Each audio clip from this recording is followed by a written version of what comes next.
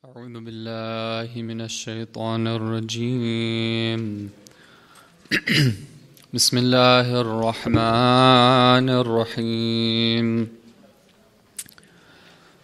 الحمد لله رب العالمين وبه نستعين إنه خير ناصر ومعين ولا حول ولا قوة إلا بالله العلي العظيم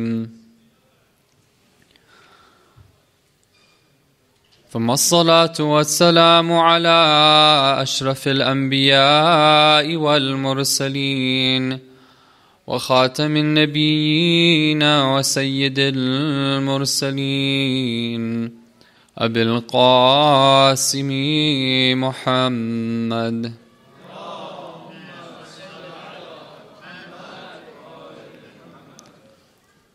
وعلى آل بيته الطيبين الطاهرين المعصومين.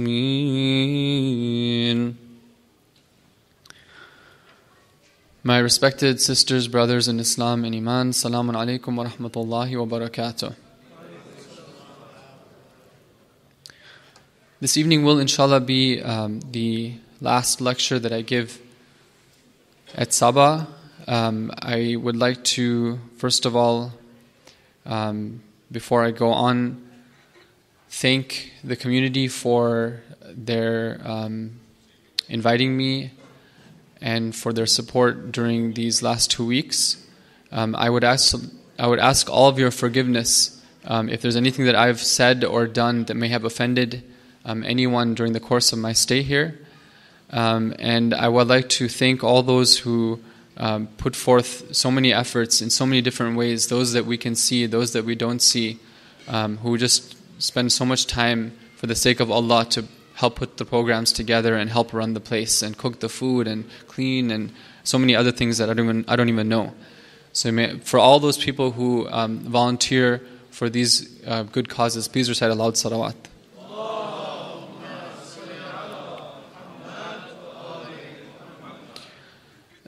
Throughout the course of the nights that we've been together, I've tried to present some of the teachings of Islam regarding principles that we can put into our lives to make our families and our marriages successful. And there are a few other principles other than those that I mentioned.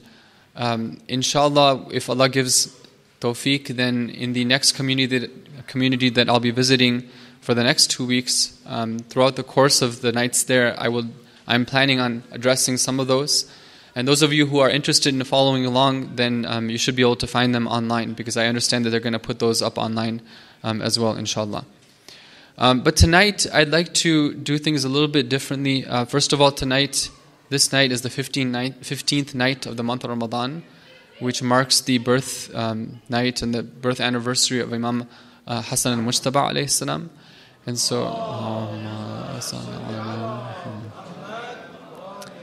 on that occasion, I would like to express my congratulations to all of the believers, and especially the Imam of our time. I feel it's necessary to mention a few things about him and about his life in order for us to gain a better appreciation of who he was. But before I do that, just as a parting note, I thought I would just mention a few messages that I sort of have been collecting along the way. I didn't get a chance to really say them as part of the speeches. Regarding the topic of family and marriage, just a few pieces of advice as a spouse, as a parent, that I would like to offer to my brothers and sisters. The first piece of advice has to do, it goes to our parents. This is prior to marriage. That when it comes to us as parents, we have a responsibility when it comes to our children to marry them off. Marriage is something which falls into our shoulders, meaning that we falls on our shoulders. We have a responsibility to make sure that our children do get married. It's not something that we can just kind of hope for the best or leave untouched or not discuss or not plan for or not talk about or not learn about. It's our responsibility. In one hadith, we're told that the Prophet says that the child has 3 rights on his father, meaning that he has 3 things that his father owes him. One of them is that he has to give him a good name. The second one is that he has to teach him how to write. And the third one is that he has to marry the child and marry him off when that child becomes of age. So this is one of the responsibilities that a parent has. And we see this in the Quran. The Quran says what? أعوذ بالله من الشيطان الرجيم وَأَنْكِحُ الْأَيَامَ مِنْكُمْ. Marry off the singles among you. It doesn't just say like get married. وَأَنْكِحُ. It says أَنْكِحُ, meaning that you marry off the singles, meaning that you as parents, you as community members who are concerned about this thing, you should be involved in the process. You should be educating yourselves about it, and you should be helping to facilitate and making that happen. We see that this was something that the Prophet would himself get involved with. Like he would arrange for marriages to take place. People would come to him and he would do matchmaking, and the companions would also follow suit. And the Ahlul Bayt of course would, being the manifestation of the Prophet's excellences, they would also do the same thing. So this was the seerah, this is the instructions that we have. And it should be the case that our parents are desiring to have their children get married. Now when is that age that they should be looking to get their children married? There's no specific age where, okay, it's definitely for this age, because it depends on the child. But the point is that we should take, that the instructions that we have is that as soon as the child is ready, then the parents should be looking for a suitable spouse for that child. What does it take for a child to get ready? There are some conditions that need to happen. For example, maturity. Right? Maturity needs to be there. Intellectual maturity, so that the child can make their own decisions. And they know what they're doing. They're stepping into it, on a conscious level. They know what they're doing. Financial maturity, especially, of course, from the side of the husband, where he'll be able to provide for his spouse. But even there, if the parents can come in and help make that happen, then that's all the better. And in general, maturity at an emotional level, okay, meaning that a child should be able to act like a spouse in terms of a husband and wife and care for the other, have concern for them. These are those things that need to be in place. But once they're in place, brothers and sisters, parents, then there should be no other additional barriers that we should tag on just because. Right? We should be looking to see, what does Islam say about this matter? Does it say that it's necessary for our child to have finished a degree before they get married? That they must have an advanced degree? That they must have the same degree that I had? Or they must get married at least at the same age? Like every child must be married at the same age or older than their parents were? There's no such thing. Right? We have to go and see, what are the ahadith, what do the ayat of the Quran say? After all, we have to trust that these the guides that we have from Allah subhanahu wa ta'ala are telling us that, they're giving us advice for our own benefit. They say that we should be looking to get married young. And what that means is that as soon as the conditions are there, and we've talked about them elsewhere, we had a whole seminar here in Saba about this topic, about what are those conditions. I don't want to go into that in detail right now. But as soon as those conditions are in place, and of course as parents, because it's our responsibility, we should be learning these things. As soon as those conditions are in place, then we should be looking to have our child married. Nothing else should be a barrier preventing that from happening.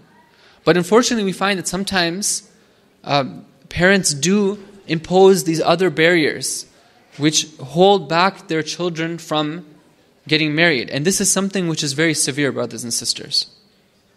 We're told in hadith that a parent who has the means to marry off his child, but does not, and the child commits a sin, then the parents are partner in that sin.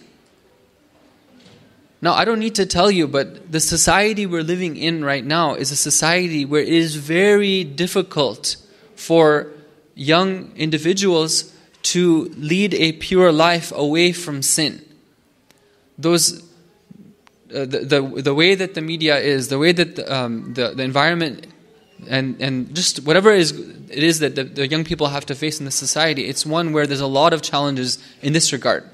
And if marriage is there, if there is a spouse, then a lot of those challenges are taken care of. There's a halal and perfectly legitimate outlet for those challenges and for those desires.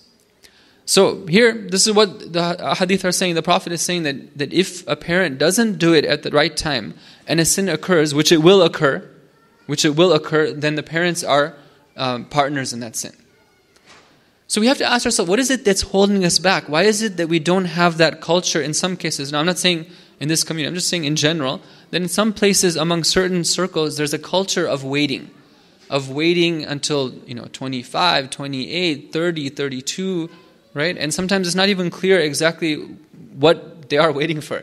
Is it for like Mr. Right to come by? I mean, it's unclear exactly, what sort of candidate that they have in mind that they would allow their son or daughter to marry them. So what are some of the concerns that parents have? Sometimes it's financial concerns. And yeah, nobody is saying that somebody should marry off their daughter to a person who is bankrupt, who has nothing to support them. Because part of the responsibilities of a spouse, of a man, is that he has to be able to provide for his wife and for children to come in the future as well too. But at the beginning, for his wife, he has to provide. So that has to be in place. But is it necessary to wait even beyond that? You see, brothers and sisters, there are individuals who, because of having a strong aql, because they're people who think and they're clever and they're smart and they're people who know how to work hard, they can make money in any situation. It's not a problem. And that can be demonstrated by looking at their past and seeing what kind of people they are. If somebody comes along and he meets the other conditions that are in place that we've identified, and he might not have that much money right now, but he has those capabilities to make that money, then what's holding us back? And we see in many ahadith, that marriage is one of the greatest ways of creating rizq for that family. Like for example, one time in one hadith, we're told, it's reported from the 6th Imam, that a young man from the Ansar, this is in Medina, he comes to the Holy Prophet. فَشَكَا إِلَيْهِ الْحَاجَةِ He complains to him about, just being poor. He doesn't have enough to support himself. So what does the Prophet do? Sometimes the Prophet would give money, right? Because he was very generous. But in this case, he says, فَقَالَ لَهُ تَسَوَّجْ He tells him, get married. Right? You're complaining of poverty, get married. So the young man, right, he goes away, and it seems that he tells somebody that, I'm too shy to go back to the Prophet and tell him that I don't have the means to get married. Now remember, we talked yesterday about the importance of consulting with others. He consults with this person, he says, I was too shy, and this is a man from the Ansar. He hears what happened, and he tells him that, well, actually, I have a daughter, and she's quite beautiful, actually, and I'm willing to offer her to you, because he must have obviously evaluated and seen that this is a good candidate. I'm willing to, see maybe that this is a good candidate for you. And they get married. And then later on, he goes back to the Prophet just to tell him, the whole story of what happened. I acted upon your advice. And the Imam Sadiq al-Islam is reporting this story. He says that as a result of getting married, فَوَسَّعَهُ اللَّهُ عَلَيْهِ Allah increased His provision on him. He increased it. And basically, that poverty that he was complaining about before went away. And then the Prophet, after hearing this, then he addresses all the young people. He says, Ya ma'ashara shabab. This goes to all the young people at that time and all the young people at this time as well too. Alaykum bilbah. And in this case, al-bah means marriage. It means that, you should take this seriously and get married. So for those who have the qualifications, the conditions in place, for those parents who have young men and women who meet those qualifications, the desire should be there, and that desire to get married, and then the necessary steps should be taken in order to find the suitable spouses. Sometimes there's other reasons which come in and prevent parents from having their children get married. For example, one of the things that they say is that, well, that person who is proposed, he's not suitable for my taste. Meaning that I had something else in mind when I wanted, my daughter or my son to get married. In this case, brothers and sisters, it's very important that we understand it's not about the parents' personal choice when it gets to marriage. In fact, marriage is something outside of their choice. Marriage is not something subject to a father and mother's decision. All right, when a son wants to get married, he doesn't have to, is not required to get his parents' permission to do so. Of course, on all practical purposes, a son needs to be in step with his parents when he gets married, because after all, you're not marrying in a vacuum. You're going to be marrying, and parents are going to be intimately involved with every part of the way. So it's important to be on the same page. But parents should see it as being that this individual has a certain responsibility that he has to fulfill in the eyes of God, and now he's going about doing it. I should be proud of that, and I should be consulting and being advisors along the way. Similarly, yes, it is the case that a daughter has to, the part of the the process involves getting permission from the father. But the criterion that's been given in a hadith is that fathers and mothers and potential spouses should be looking for people who are kufr, meaning that our matches are similar and compatible with one another. As soon as that compatibility is in place, and that's been identified from before because we've listed out, we've determined that these are the necessary things. There's been a joint effort between the parents and the kids. These are the necessary criteria, and these are the nice to have criteria. As soon as that's identified, then that's what we go by, not based on personal whims and personal tastes and personal choices.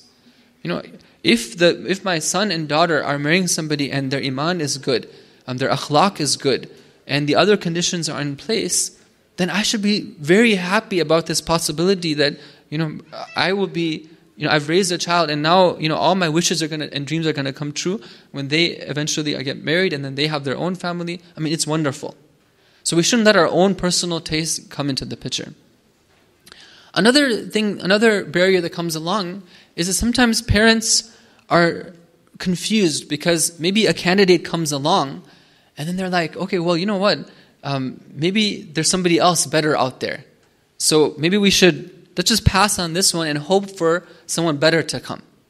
Right? And then the next person comes and okay, maybe somebody else better will come after that. Right? This person only has a master's. Let's wait for the PhD to come along. Right? This person only has a Honda. Let's wait for the Acura guy to come along. Right? Or whatever it is. Right? So this type of thinking, actually, if you look at it at a logical level, what is it the end result? The end result is that no one's going to get married ever. Right? Because there's always somebody better who's going to come along. There is no Mr. or Mrs. perfect. And so it's actually not based on logical grounds. What should we be looking for? We should be saying that, okay, there are certain things that must be in place. Deen, taqwa, good akhlaq, etc. And again, we've talked about these other places. There's other things that are nice to have. If I find somebody who meets these necessary conditions, meets some of the nice to haves as well too, then that's Allah's rizq.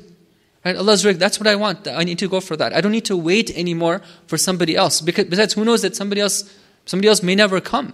And we have examples of that where, the daughter or the son say that my parents forced me to pass along on that prospect, and then I didn't end up getting married. Or I ended up getting married 5-10 years down the line. Now, somebody who waits 5-10 years and delays that long from the time that they should have get married, what's going to happen? First of all, there's the sins that they're going to commit for not getting married.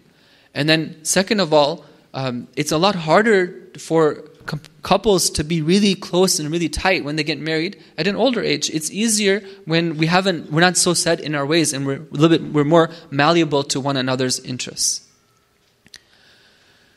Please recite salawat ala Muhammad.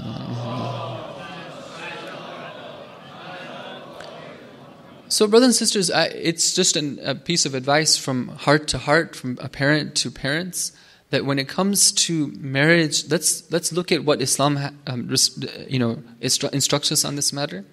If we've done our research and we've identified the candidate, they meet the conditions, then that's the place for tawakkul. Sometimes we're just in a state, we don't know what to do. We're like, okay, well, we're not 100% sure. But if we've done our research thoroughly, we've talked to references, everything else, clocks in, then that's the place for tawakkul. That's the place for faith. Right? We have a hadith from Imam Ali Islam. He says, reported to have said, "Aslu quwwatil qalb at-tawakkulu ala Allah." What is that root and what is that foundation for giving strength to the heart? Right? For taking care of those jitters that we have when making such a major decision. That strength is at-tawakkul ala Allah.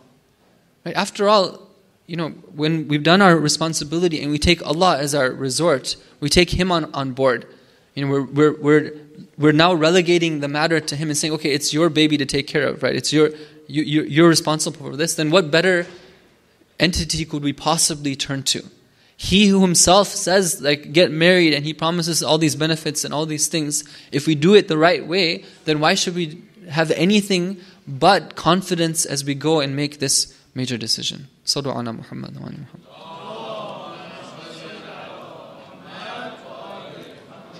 So that's advice for the parents. Now, a second sort of piece of advice for from a humble brother to those who are thinking about getting married or have gotten married recently. That the approach should not be, unfortunately we see this sometimes these days, that the approach is kind of one of hesitation. And you can see this in the way that marriage contracts are put together. It's almost like we're expecting that it's going to break up before we even get married. And so therefore we're going to put in all these conditions and clauses. If this happens, then I get half of this thing and you have to do this thing. Give me the house and the car and the keys and all these different things, right? Now, I'm not saying that it's haram to do so. We have this provision and capability of doing that, and that's a whole different discussion about what we should put in and how we should do it. But the point I'm trying to make here is that going into the marriage, I don't need to look at what's happening in the society around me, that everyone else's marriage is crashing down, or what's maybe even happened even in the community or even among close family. No. I should be looking and saying that, I'm in this and this is going to be something which is a lifetime relationship. And I'm committing to that. It's not about, if it works, it works. If it doesn't work, then I have another resort. No. My full intention is to do what it takes to make it work. And I found somebody who also has that intention. And if that's the case, then we're told by Allah that if they desire this to work out, then Allah will make it happen. Allah will make it work out. That's a promise from Allah subhanahu wa ta'ala. No matter what stage a marriage is at, if both parties are really willing to change, and they have the patience that's going to take and the resolve that it's going to take to do so, then it is something which is restorable because the promise of God is there. And so as I go into the marriage, my philosophy should be very clear. I'm going into this, I'm going to do what it takes to make it work. And if problems occur, then there are ways to deal with these. It's not the end of our life, right? It's not that we have to despair. No, there's methodologies, there's solutions to be able to address these problems as well too. There's people we can turn to if we have problems. We can seek consultation.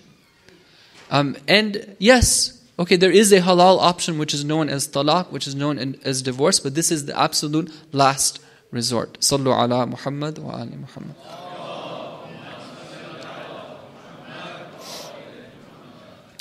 Once again, I'd like to congratulate brothers and sisters on the birth anniversary of Imam Hassan al-Mujtaba alayhi salam.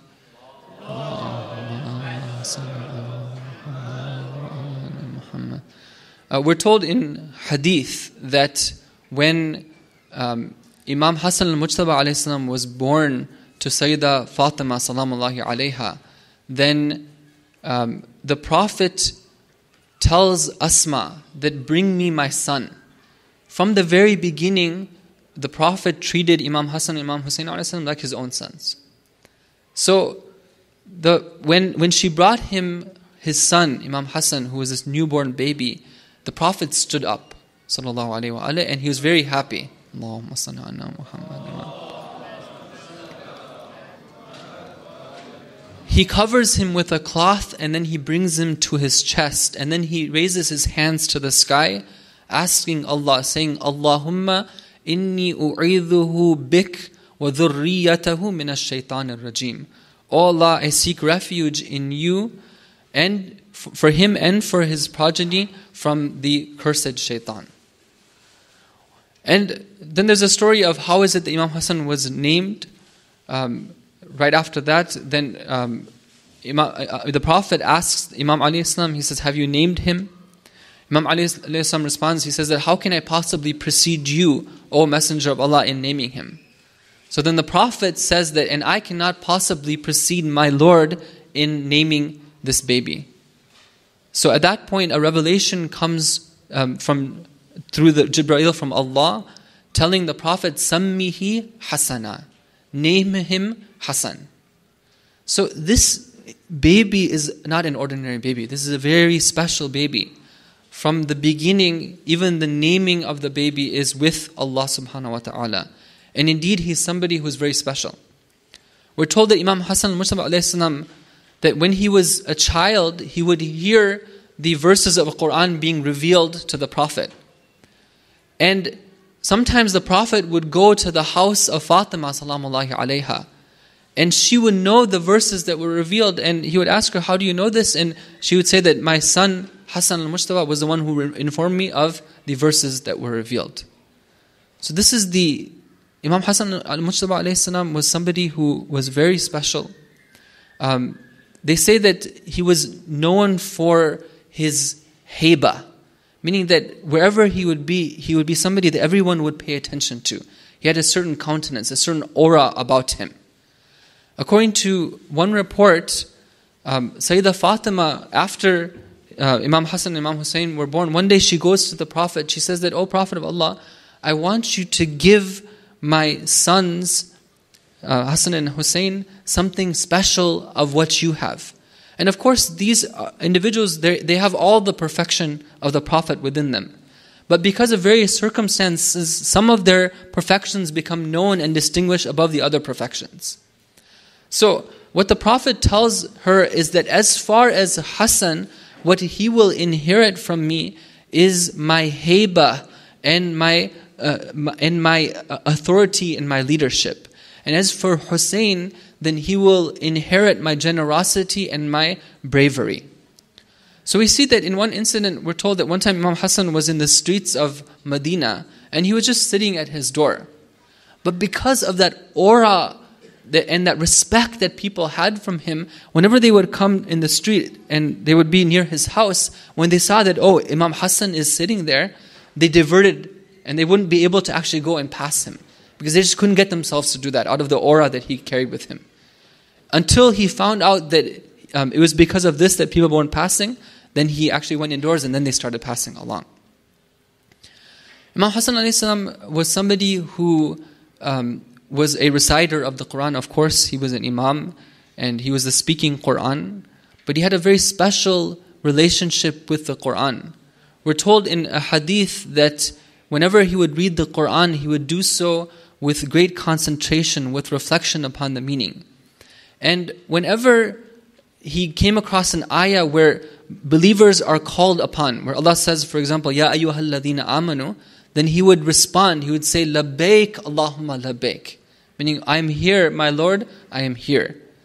And every night he would recite Surah Al-Kahf, according to one of the reports. Now, I'm quoting these brothers and sisters because it's important that we know these imams, these personalities, so we can better, inshallah, relate to them and better connect with them, especially on these types of occasions.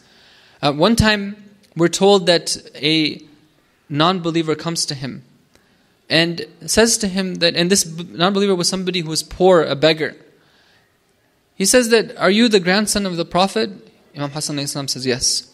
He said, I heard your grandfather say something. He said, Ad-dunya sijnul mu'min. The dunya is the prisoner of the believer. Wa jannatul kafir. And the dunya is a paradise for the disbeliever. Now, he tells him, he addresses him, he says, you're the believer and I am the one who is the kafir. But when I look at my dunya, I see that it's nothing but a prison for me. And when I look at your dunya, I see that it's a paradise, because Imam Hassan alayhi salam at this particular time, he was living in comfortable circumstances. So why is it that your grandfather said this, whereas I'm a kafir and you're a mu'min? Now look at the response of Imam Hassan alayhi salam. He says that if you look at what Allah has given me, if you were able to look at what Allah has given me and the other believers in the hereafter, لو نظرت إلى ما أعد الله لي وللمؤمنين في الدار الآخرة, then you would see that what is there for me and for them are things which no eye has ever seen and no ear has ever heard.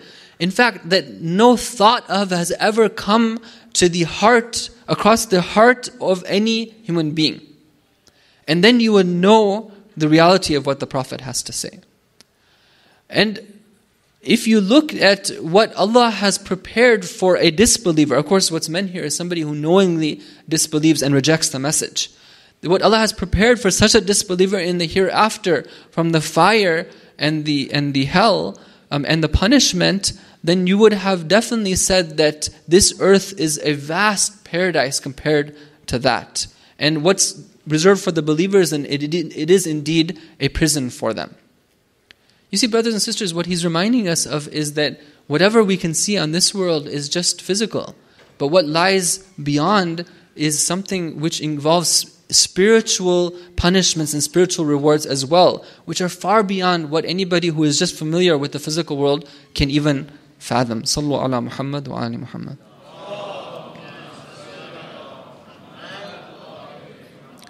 This greatness that Imam Hassan al-Mujtaba had was something that came along with humility. And that's something that we can learn from as well too. One time there were some people who came to him and they saw how much of an aura he had, how much people were respecting him. And they come to him and they say that, Inna fika azamatun, right? That indeed we see in you like a vast amount of greatness. Now look at the way that the Imam responds. He says that, Inna fiya izzatun. Like what I have isn't greatness. Greatness belongs to Allah. But what I have is a type of dignity and greatness which stems from the greatness of Allah. Then he went on to recite the ayah of the Quran, وَلِلَّهِ الْعِزَّةُ وَلِرَسُولِهِ وَلِلْمُؤْمِنِينَ. To Allah belongs the izzah, but that izzah He gives to those who believe, especially the Prophet and the mu'mineen. One time Imam Hassan al-Mujtaba was passing along a group of those individuals who were like beggars and poor people, and they were just eating on the ground in a very humble fashion. You've heard this story before. It's good to remind ourselves of it. They invite him to join him in eating their meal of bread. So he gets down from his horse and he joins them. And then he recites the verse of the Quran, Inna Allah la yuhibbul mutakabbirin. Or he says, Inna Allah la yuhibbul mutakabbirin. That Allah does not love those who are proud, who hold themselves above others. And then when he was done eating with them, then he says, okay, now that I've eaten with you, now you come and join me. Let's have a meal on me. And so he takes these poor beggars to his home. He clothes them, and then he gives them food, and he envelops them with gifts and blessings. This was the type of generosity that Imam Hassan al-Mujtaba had. We pray to Allah subhanahu wa ta'ala that on such an evening that we can remember the Imam alayhi salam, remember his good qualities, and try to learn from them, try to take these and apply them to our lives. And we pray that the Imam alayhi salam casts his special attention on us, and that he be a means of Allah turning to us with His mercy, accepting our a'mal, and helping us to obey Him better. We hope that, once again, we ask those of you who are here to, if there's anything that I've done in the course of my time here, please forgive me. And thank you again to all those who have put forth efforts in making me comfortable and serving Allah subhanahu wa ta'ala. I pray that Allah subhanahu wa ta'ala gives this community blessings and prosperity, and that He helps you to, inshallah, continue on your course of establishing one of the great communities in North America. Sallu ala Muhammad wa ali Muhammad.